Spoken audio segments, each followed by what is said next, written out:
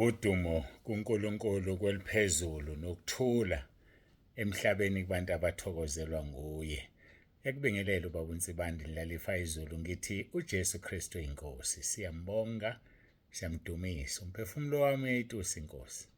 Ukuthi nosuku lwanamhlanje siyalibona, siyahlomisana. Kukhona konke uNkulunkulu afuna sihlomisane ngakho ngoba siphile ezinsukwini zokugcina kuze izikhathi ezinzima ngendlela emangalisayo. Ngiyambonga uNkulunkulu ngani nonke. Yazi uNkulunkulu ngiyambonga. Ngiyambonga.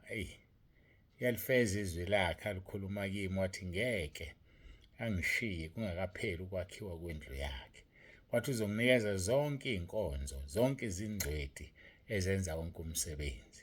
Guess what?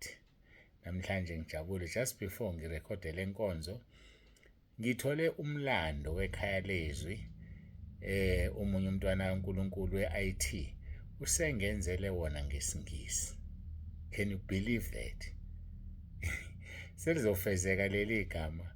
Bengisalokhu ngimangele kodwa bakithi kukhona okusasele kwengakuthenjiswe uNkulunkulu ku-Isaiah 2:2-3. Uthi zonke izizwe ziyogobhozela entabeni. Bengakababoni abelungu. Angikakababoni abelungu abafowethu. Ngiyazi ukuthi bavinjwe yini sikhuluma isiZulu. Kodwa manje bengakababoni. Yabo nje manje umlando wekhaya lezwi ubhalwe ngizonithumelela ungesingisi. Ungesilungu futhi lesi esiphakeme esikhulunywa umnikazi waso. Hayi lesi esikhulunywa yithina okezwa kanti lo ukhuluma ulimi ongelona olwakhe. Manje ubuyazama amagama ethu esiZulu abesemhlula khombisa konke ukhuluma ulimi lwakhe mayekhuluma isingisi. Ngijabule uNkulunkulu akubusise mfowethu ongenzele lencazelo yekhaya lezwi. Ngiyabonga uNkulunkulu akubusise. Le nto engiyifuna njengoba ngithi ngifisa sihlanganeni bafowethu njengama-IT. Khona insizwa engakangithinti. Ulihle ivangeli Khoza akakangithinti. Ngiyazi ukuthi kwi-IT. Ngizoze ngimfoneleke kanti bengifuna ngithinte phela kuleya namba engithi angithintwe kuyona. Ngoba ngibhizi ngihlanganisa ama-IT kuze siphume nosuku kuDisemba kodwa ngifuna ukwazi ukuthi mangaki. Yazi abantwana baNkulunkulu bayasebenza. Tirelessly bayasebenza ngeke ngibabale obaba uJalo, obaba uShelembe, obaba uMkhizu AT, osiqiniseko Gumbi, ubani engimkhohlwayo Nkosi yami, oNdlela Nhlebiyase nabanye ngixoleleni bakithi angibhalile phansi mose ngikushiyile. Angikushiyile ngoba ungelutho. Ngiyaxolisa kakhulu mina engiqala inkinga ngabala abantu. Kodwa-ke amadoda anjalo nabesifazane abanjalo ngiyambonga uNkulunkulu ngani nonke ninevelu kimina. uNkulunkulu anibusise lapho nikhona. Hhayi-ke bengenzisa injabulo nje iphuphuma ngenxa yomlando ongesingisi. Baphezu kwakho-ke angifuni ukusho ukuthi obani ukuthi iy'nkonzo zitranslate-we zingene esingisini ngalezi zinto zakhona ezingama-app.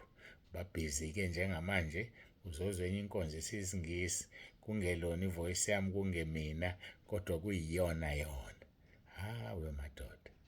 Yile nto-ke ngisho ngicela abantu be-IT ngiyacela bariphothe kule namba engiyishilo ngoba ngifuna sibe nenkomfa ngoDisemba, sibe ne-conference yabantu be-IT bazane babone ukuthi bangasizaphi ikhaya lezwi, bangasizaphi. Akuwona umsebenzi khona sebeza ngengqondo yokuqashwa. Cha, akuwona umsebenzi bafowethu. Cha.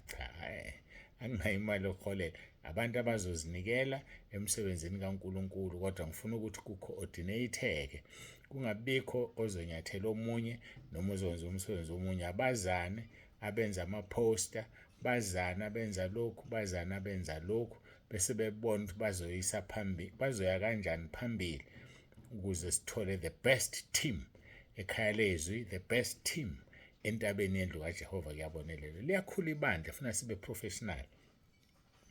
uNkulunkulu esipha imali sizogcina sinendlu enkulu ezobe ifuna itechnology kulenga ama-TV ngoba izobe inkulu, umuntu oshumayela engabonakali, so sizwa ama-TV amsondeze eduze. So yonke lonto ifuna i-technology. So-ke siyambonga uNkulunkulu ngoba we are getting there, we are getting there. Hhayi-ke angidlule ngingachithi isikhathi kakhulu ngithi ngiyabonga bafowethu, asiduduleni, uNkulunkulu anibusise, uJesu Kristu inkosi. Ngiyaxolisa kakhulu kunomsinjwana ebengiwuzwa, angazi uma nawu-pick up yini kwamakhelwana, bengicabanga ukuthi amawindi amavuliwe ngendlela engiwuzwa ngayo, angifuni u-affect video, so bengiphozile. Ngiyazi ukuphoza kwami ukuphoza izinto ey'ntathu, khona la isikhala sizoba side kakhulu, khona la soba sifishane. Ngiphoza amafoni amabili ka-WhatsApp bese ngiphoza nevideo. So ngixoleleni kakhulu-ke bangcwele, bengizwa umsindo, ngizama ukuthi into yethu ingaphazamiseki. Akukho engingakwenza kwamakhelwane. Ngihlala ngisho ngithi indlela ezulwini idlulaphi kwamakhelwane, kodwa ubani? InguJesu. So-ke thanda umakhelwane wakho njengoba uzithanda wena. Akukho okuzosixabanisa, cha. Kodwa bengibheka nje ngicabanga ukuthi amawindi ami kufuneka ngiwavale ngendlela umsindo ophezulu ngayo. Khona into abayikhandayo, kuyakhala goqo, kuyashayelwa ngabe kwenziwani, angazi. Kodwa-ke siyambonga uNkulunkulu kakhulu bangcwele, siyamdumisa. Ngicela ukuthandaza singene enkonzweni yosuku.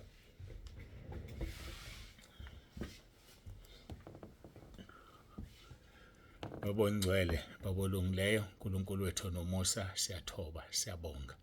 Ngiyabonga Nkosi mangibona imisebenzi yakho ngale ndlela. Ngiyabonga Nkosi mangibona usilekelela uwenza izwi lakho Nkosi, ushilo wathi uzonginikeza wonke amathuluzi okwakha leli bandla.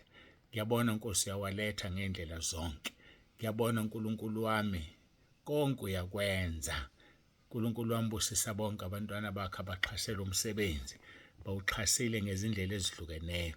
Abanye bawuxhase ngemali, abanye bawuxhase ngokweshumi, abanye bayikhipha direct befuna kwenzeka izinto ezithize. Nkosi ngiyabonga, ngivele ngimangale, ngiwubani mina? uNkulunkulu wami ngenzeni ngempela, ungenzela umusa, wenze lokho okwenzayo ngami. Ngisize ungiphe ukuthobeka, ngisize Nkosi ungiphe ukulalela Moya Ongcwele. Ngenze lokho okufunayo ukuze ngingene ezulwini. Ngiwutuba umzimba wami ngingathi sengishumayeza abanye ngilahlelwe ngaphandle. Ngiyabonga uNkulunkulu onomusa, ngiyabonga Moya Ongcwele, ngiyabonga Moya kaJesu, ngiyabonga Moya kaNkulunkulu Baba. Yiba nathi-ke kule nkonzo ukukhuluma uzambule. Ngiyabakhulekela abagula ezindaweni zonke baphilise uNkulunkulu wethu. Sibonga-ke sisekuwo lo mkhosi.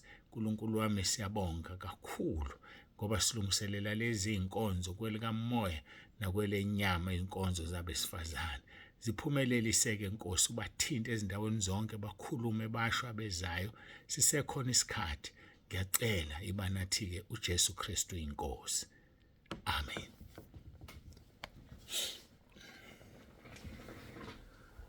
Siyambonga uNkulunkulu wethu kakhulu bangcwele, siyamdumisa, akekho njengaye. Ngiyambonga uNkulunkulu angikhumbuze emkhulekweni. Ngiyacela bafowethu abantu abezenkonzweni bakhulume. Ngiyacela-ke nikhulume manje. It's getting late ngoba kufuneka sazi ukuthi sothenga inkomo eyodwa, noma sithenga uhafu wenkomo, noma sithenga ezimbili. Asikwazi ukuthenga singazi ukuthi ningakanani. Ake ngicela befundisi, ngiyacela bafowethu, ake nifunde ukwenza, noma ake nifonele umama Maseko uThongathi, nimbuze ukuthi wenza ngani yena. Kade ayilethe ilist yabantu abezala. Akusho lokhu sebekhokhile. Uyababuza abantu abezayo. Kungcono ubhalisa abantu abawu-20 abezayo kugcine kufike 15 ngoba u5 awunayo imali. Kunokuzobhalisa ngo-last minute. Ake nifundeni bafowethu, ngiyacela. Fonelani umama Maseko nibuze kuye wenza kanjani. Ngiyacabanga nami lokho engishoya ngazi ukuthi uvela athi obani abahambayo, obani abazimisele, babhalisa amagama awathatha walethe, because kufanele senze i-planning. Khona yabona lento kufika nemali uyiphethe, ufike uze enkonzweni usuyiphethe, i-wrong. Bongani ukuthi nisebandleni elisaba uNkulunkulu. Zidliwa kanjalo imali emabandleni ngoba igcina ingasaziwa ukuthi ishonephi, ngoba vele umsebenzi wayo awusekho. Awusekho nje umsebenzi wayo, sekuthengiwe kwaqedwa. Ngame magama usayaphi wena nale mali? Yayibona lonto le Kubuhlungu lokho engizokusho, kufanele ngathi uvele ungabuseza nawe nemali yakho ngoba phela uyilethanga ngesikhathi. Siyenzeni le mali thina? Siyenzeni? Bongani ukuthi siyayibeka ukuthi size emhlanganweni ozayo, kodwa akukho right, akukho right. Ngiyanicela bafowethu, ake nibhalise abantu abezayo kusenesikhathi, sikwazi ukuhlela. Kukhulunywa ukuthi wena ubhalisa u-60 kodwa sekuza abantu abawu-5, u-45 awusezi. Yayibona loo nto le, kungcono ukudla kusale kunokuthi ukudla kushode. Ukushoda kokudla okunye kwenziwa yinini abazalwane, inini enenza ukudla kushode. Ngokungafuni ukuriphotha ngesikhathi. Ngiyanicela, ngiyanincenga abazalwane ngikuKristu, ake niriphotheni. Aliphelelele isonto engenile onke amafikazi, onke nje amafikazi, bonke nje abantu ufuna benze.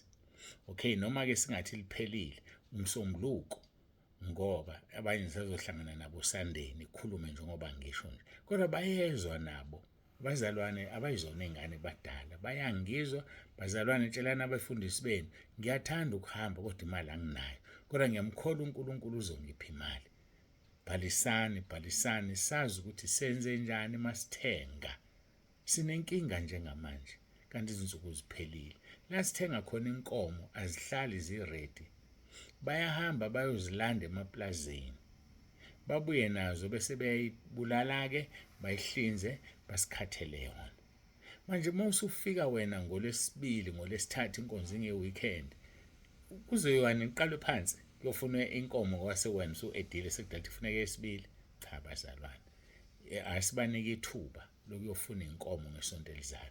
Wonke umuntu ngomsombuluko oze enkonzweni abe seriphothile. Ngiyacela lo msombuluko esakona ake bese rephothile khona bezothi lonke lisonto elizayo bafuna inkomo ngaleli isiyalandwa, isilethwa la, izongena efrijini, leli mobile fridge esiyisiqasha. Siyambonga uNkulunkulu, siyambonga. Ngiyanithanda ngoba ninjani, niyalalela. Anilaleli ngoba nilaleli baba uNsibanda kalutho, kodwa niyamesaba uNkulunkulu. Into engiyithandayo, niyamsaba uNkulunkulu, senizonyakaza. Ngiyacela nokuthi inkonzo ziyamenyezelwa. Kwenzeka kanjani umuntu athi usapatanisa imali yokuza ezinkonzweni zabesifazane, engabe njengamanje upatanisa imali yokuza kwezabefundisi, umfundisi upatanisa imali yabasha omusha kusemanje? Siyazazi inkonzo ezikhona ekhaya lezi zingaki, ziwu-5 ngonyaka, sesi-edeka 6 yobaba, sekhona inkonzo yobaba manje. Obaba babe belungisa nabo, ubeka isenti phezu kwesenti. Asibe nje organized. Entabeni sikhuluma ngokuba organized.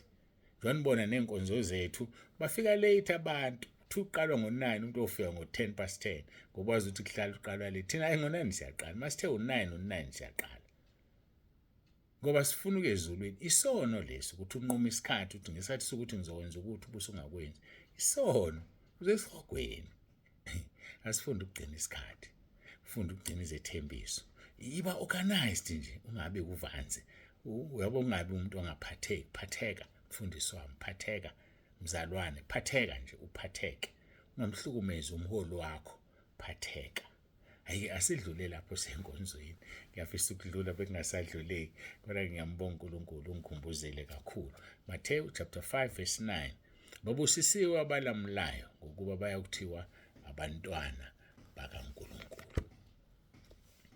Masiya kuHezekeli chapter 22 verse 30. Ngafuna kuba umuntu wokubiya uthango emesikhaleni ngaphambi kwami ngenxa yezwe kuba ngingalichithi, kepha angimfumananga. Asidlula-ke sikhuluma ngomlindi, sathinta zonke izinto ezinjalo. Sathi-ke uNkulunkulu ufuna ume esikhaleni. Kungani uNkulunkulu efuna abantu abazoma esikhaleni? Kwenziwa yini uNkulunkulu afuna abantu abazoma esikhaleni? Kungani? Impendulo sayithola futhi sathi kungenxa yesikhathi. Isikhathi esiphila kusona iNkosi uJesu sizobuya ilanda ibandla. So uma isizobuya-ke kudingeka abantu abaningi beme esikhaleni, ngoba baningi abantu abalotshiwe encwadini yokuphila njengawe nje okufanele balandwe la bekhona ezonweni, ngoba sizobashiya isikhathi. Ubani uzobalanda? Yimi nawe. Asimene esikhaleni bafowethu silanda abantu. Abantu bafuna ukulandwa. Abantu bafuna ukulandwa, badalelwe inkazimulo. Ufunda Isaiah 43 verse 6 no verse 7. Abantu badalelwe inkazimulo, ubabumbile uNkulunkulu, kodwa babhukuda etshwaleni, babhukuda ezonweni, babhukuda ekuthengiseni ngomzimba, babhukuda ekuhlebeni, babhukuda ekuqambeni amanga, babhukuda ezintweni eziningi ongeke uziqede. Kodwa ithina esinikezwe amandla okubalanda, kodwa wena ukho esikhaleni. Nobaba uNsibande ngeke enze lutho ngoba isikhala abekwe kusona esakhe, esakho sovala ubani. Uzofika ukuthini ngempela uNkulunkulu? Hayi, kahleni bafowethu, kahleni. Namphoxa nje uNkulunkulu eyihlalele, kahleni ukumphoxa.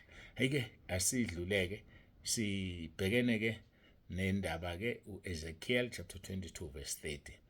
Ngithe izolo ekugcineni kwale mihla, ukusukela ekuzalweni kwenkosi uJesu kuze kube manje, kubizwa ngokuthi kusekugcineni kwale mihla. uNkulunkulu esekhulumile endulo kokhokho ngabaprofethi ngamathuba amaningi nangezindlela eziningi. Ekugcineni kwale mihla ukhulume kuthina ngendodana ayimise ibe indlalifa yakho konke owadala ngayo futhi izwe. uNkulunkulu ukhuluma kithi ngendodana yakhe uJesu. Sizoyilalela yini? Ziningi izinto inkosi uJesu azikhulumile.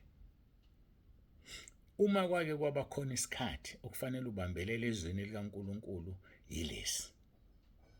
Yabona leli vesi uma ulibambile uJohn chapter 7 verse 38, uzophunyuka konke amahemhemu agcwele namanga agcwele njengamanje. Uthi uJohn 7 verse 38, okholwa njengokusho kombhalo eswini sakhe kogobhoza imfula yamanzi aphilayo. Ake sikholwe njengokusho kwezwi. Lithini izwi likaNkulunkulu? Lifunde, uzothola izinto eziningi ngoba liyafundisa, liyakhuza, liyahola. Izwi likaNkulunkulu liyiyo yonke into ayidingayo umzalwane ukuthi afinyelele ezulwini. Ngakho-ke bafowethu, asifundeni iBhayibheli ungalenqeni. Uma unalo ithuba lifunde ngaphezulu kwesikhathi esisodwa ngosuku, ngaba kabili kathathu, even more than that, ulifunde, ungalifundisa okwenoveli, uthandaze, ngoba ziningi izinto ezenzekayo ezweni ezicashile sengathi ezikaNkulunkulu kanti akuzona. Baningi abaprofeti bamanga abaphumile ezweni bashumayela izinto ezingekho. So kuyokusiza ukunamathela ezweni likaNkulunkulu. uJesu-ke esekhulumela uNkulunkulu ngalithi uverse 3 wamaHebheru, yona ethi ingukumenyezela kwenkazimulo yakhe, ifuze yena uqobo iphasa konke ngezwi lamandla ayo, upholding everything. Isiyenzile ukuhlanzwa kwezono, yahlala ngasokunene somkhulu kweliphezulu. Khulunywa ngenkosi uJesu. Inkosi yethu uJesu Kristu uyamenyezela ufuze uyise. Uphasa zonke izinto ngezwi lakhe. Ngoba unjani? Unikezwe amandla ezulwini nasemhlabeni. Onke amandla negunya kungokwakhe. All the power and authority kunikezwe yena.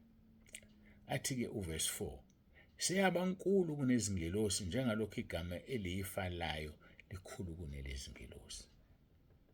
Ayikho insindiso ngomunye, alikho futhi elinye igama eliphathwa kuleli neliyophathwa kwelizayo elinamandla njengaleli gama. Ingakho-ke sisiqala namhlanje noma sisiqala manje isivumo, ngoba uFilip 2 verse 11 uthi nezilimi zonke zivume, akuyona into yamanje, into eyokwenzeka. Nezilimi zonke zivume zithi uJesu Kristu inkosi. Siqala manje thina ukuvuma, siyavuma sithi uJesu Kristu inkosi. Masibingelelana, sibingelelana ngesivumo sithi uJesu Kristu inkosi. Sengikhumbula enye into. Kulula kimina ukubona abantu abahekha inamba. Ake nifunde nani manje, nishintshe ngisho abangani benu, umtshela umngani wakho, mngani wami, ngongibingelela ubothi uJesu Kristu inkosi. Kanti uyamsiza indirectly, uvuma uJesu uthi uyinkosi, uzovela afe ayongena ezulwini ngoba ukuvumile ukuthi uyinkosi. Lokho kuzokwenza ukuthi ubone abantu asebehekha inamba yomngani wakho omthandayo before ulahla imali. Njengami nje khona umunye obengisho izolo kimi, uthi unjani? ngidinga usizo lwakho. Uthi mina akekho umzalwane usho kanje kimi. Uthi nginjani? Udinga usizo lwami. Ngavele ngaphethe wena awuyeke uhekhe iy'namba zabantu. Ngizothandaza uNkulunkulu akushaye. Yeka nje wena. Ngase ngibheka ukuthi lo muntu wafaka ubani, ngambheka, ngamzama, ngamthinta, wamfakayo. Wathi hey ngempela baba, ngazi inamba zalo muntu eziwu-3 zihekhiwe zonke. Sekulula ukubona inamba ehekhiwe. Kwenze kube iculture yakho, kube isiko lakho, kube indlela bonke okholwa nongakholwa azi ukuthi mina mangibiyela usibanibani ufuna ukukhuluma naye ngizothi uJesu Kristu inkosi, ngibhale kanjalo. Bophepha abangani bakho uhekhiwe ngoba bayobona ukuthi akubhalanga wena mawubhala uthi uJesu Kristu inkosi. Ngixoleleke nanko lo msindo, ngethemba kodwa ukuthi uNkulunkulu uzongisiza nizwe inkonzo. So ke bafowethu ngiyanicela ake sikwenze lokhu, sisize nabantu basemakhaya nabanye nje bakithi. Sibanibani ngiyacela manje ukuthi uma ungibingelela noma ungenzela WhatsApp noma ungenzelani uthi uJesu Kristu inkosi, uyeke lento yakho. Batshele usubatshela ukuthi ngoba manje izothi inamba yakhe ihekhiwe, ngilahlekelwe imali mina ungibingelela noma kanjani. Ake sibingelelane kanje nikwenze kube iculture nje. Ninama group emindeni, ninama group ani, kwenzeni kube iculture. Kube iculture nje ukuthi uJesu Kristu inkosi. Uzobona nophephe einkingeni eziningana. So yilo ke leli gama elinikezwe ebantwini. Yilo leli gama elinamandla. Yilo leli gama eliyifa kunelezi ngelosi. Esithi masiliphatha abantu bakasinde ekuguleni. Esithi masiliphatha amademoni aphume. Esithi masiliphatha bavuke emathuneni. uJesu Kristu inkosi. uJesu Kristu inkosi. uJesu Kristu inkosi. Siyambonga kuNkulunkulu wethu kakhulu. uNkulunkulu endulo kokhokho ukhulumile ngabaprofeti. Ekugcineni kwale mihla wakhuluma ngendodana yakhe. Esisebenzisa igama layo ngoba likhulu kunelezi ngelosi. Futhi liyifa. Yazi ukuthi liyifa. Ake ngivezele imfihlakalo ongayinakile. Ake sithi uanalyze kancane uRoma 10:9. Uthi uRoma 10:9 uma uvuma ngomlomo wakho ukuthi uJesu inkosi. Uma uvuma ngomlomo wakho ukuthi uJesu inkosi. Uyabona ukuthi wena mawulokhu uthi uJesu Kristu inkosi, uyavuma ngomlomo wakho. Kusho ukuthi usindisa usuku nosuku, umzuzu nomzuzu. Yothi noma imoto yakushayisa yakubulala, wena ezulwini uyayingenela nje uyagijima wena. Anoqeda kumvuma uJesu. Kanti ubingelela umngane wakhe edrobheni. Kanti umuntu okugcina lo khuluma naye wathini? Wathi uJesu Kristu inkosi. Kodwa bakithi niyabona uNkulunkulu uyasithanda, ufuna sezulwini. Vuma ngomlomo wakho ukuthi uJesu Kristu inkosi, uyasindiswa. Ukholwe enhlizweni yakho ukuthi uNkulunkulu wamvusa kwabafileyo kuba ukulunga, righteousness. Yini koyifunayo ngoba ukulunga ubungcwele. Khona bazothola ubungcwele ngo-last minute bafe bayizulwini. Khona bazovuma uJesu ngo-last minute. Asekho isikhathi sokukhuleka kuRoma 10:9. Asekho. Uyaphuma umphefumulo manje. Vele usho ngenhliziyo ukuthi uJesu Kristu inkosi avela abaleka amademoni abethu akulandeli. Phuma umphefumulo zikuhlangabeze ingelosi. We madoda. Hawu kahleni bo. Siya kanjani ngempela esihogweni sinaleli gama? Siya kanjani? Ngidabukela laba bamelene nalo. Ngiyababona abamelene nalo bengamadevil worshippers besebenzela uSathane. Laba bamelene nabo lo bengamabandla besebandleni. Hayi mina ngiyabadabukela. Kwangathi uNkulunkulu angabavula amehlo. Ngoba engabavulanga manje ayovuleka esihogweni. Boboneni labantu abanihlomekisayo. Labantu abathi shumayelana ukuthi udaka lokweminye imizi. Vula amehlo ubone uyesihogweni. Andinansi into ebuhlungu ngeke ngakhuluma kulezi insuku.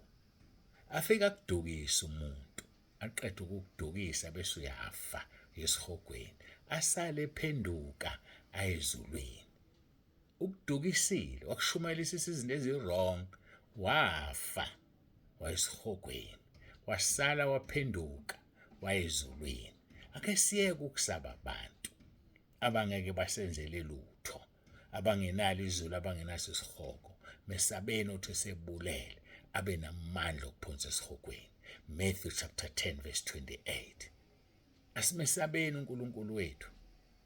Simesabe. O-Ananiya noSafira abamsabanga uNkulunkulu. Abamsabanga uMoya oNgcwele ehlezi kuPetro. Bangcwatshwa, begodlile, befihlile ngokulandelana kwabo befika kumpostoli. Sinikezwa amandla anzima kabi. Ngomusa kaNkulunkulu siyasaba ukwasebenzisa ngoba anzima amandla esiwanikeziwe. Azathi umshumayeli qaphela ukuthi yini oyikhulumayo phambi kwesithunywa sikaNkulunkulu. Ungasho ukuthi amanga. Ngoba umelene nalesi sithunywa, umelene nomoya kaNkulunkulu okusona. And uma umelene nomoya ongcwele uzoba isitha sakho. Uma uhlambalaza umoya ongcwele awunakuthethelelo kuleli nakulizayo. uNkulunkulu akakusize kakhulu wena uthi uma uthandaza kuqubuka inhlamba kuwe. Ngiyakudabukela ngempela. uNkulunkulu akakusize. Ngoba lo Sathane okuwena uyena lothuka inhlamba. Uzozicabanga ukuthi izithuko azithukwa uwena. Ilo moya okuwena ukhiphe ngokuvuma izono zakho. Ngeke usikhiphe isiqhwaga endlini yaso iphefenishi khona. Vuma izono aphuma uSathane. Vuma izono kuphuma inhlamba ngaphakathi kuwe. Buyisana noNkulunkulu. Isikhathi siphelile. Siphele nyanyanya isikhathi. Buyisana noNkulunkulu. Uma ungabuyisani naye uzobuyisana noba. Ufuna ukusho esihogweni? Mina ngiyakutshela ngeke ngikhohlise ubuza wedwa nje ubuhlungu bakho. Noma ningaba 1000 ibe izigidi esihogweni, but the fact is uyobuza wedwa ubuhlungu, balise wedwa. Nalo abuzwe yedwa. Nasezulwini ubumnandi uzobuzwa wedwa. Nibe nibaningi uzizwele ukuthi hey kwazi kwamnandi lana yazi. Hey kwazi kwamnandi. Ubone ukuthi hey ngangisilima emhlabeni ngihlekwa ngoba ngikholwa. But namhlanje ngijabule. Ababengihleka basesihogweni bayasha. Hayi bafowethu asibambaneni ngezandla simkhonza uNkulunkulu. Sithandaze sibe munye. Ningikhulekele bafowethu ngoba nami ngiyanikhulekela. Sikhulekelaneni. Isibusiso esikhona ekukhulekeleni umuntu siyamangalisa. Funda uJob chapter 42. Qale kuverse 7. Isibusiso sithola kuverse 10 wakhona. Ukuthi uNkulunkulu wabuyisela zonke izinto kuJobe ngesikhathi ekukhulekela abangani bakhe. Ake sifunde ukukhulekelana. Kunento zakhe ezobuya. Afunde ukukhumbula omunye umuntu emkhulekweni. uNkulunkulu uzokunika into zakhe zadliwa izikhonyana. Uyeke ugombela kwesakho lokho wabeka wena uzikhulekela wena uzikhulekela. Ake sikhulekelaneni sibambane ngesandla sekhaya ezulwini. Isimeme ngikumema ngaso namhlanje. Yimani-ke esikhaleni bafowethu. Yime esikhaleni ube ngumlamuli ngoba uNkulunkulu uyakufuna ekhaya ezulwini. Lithi izwi lenkosi ngokuba thina uma sifa sinjengamanzi achithekele emhlabathini angena kuqoqo. Kodwa uNkulunkulu akachithi ukuphila wenza ukuthi umxoshwa angabe umxoshwa kuye. Mangaphazama u2 Samuel chapter 14 verse 14 asiguqe sikhuleke.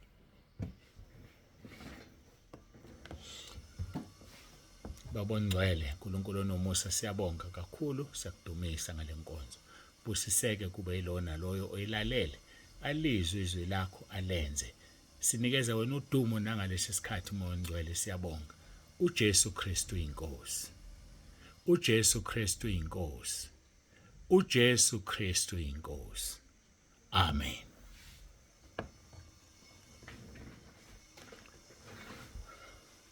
Sifikile emaphethelweni enkonzo. uNkulunkulu akubusise, uNkulunkulu abe nawe. uJesu Kristu inkosi.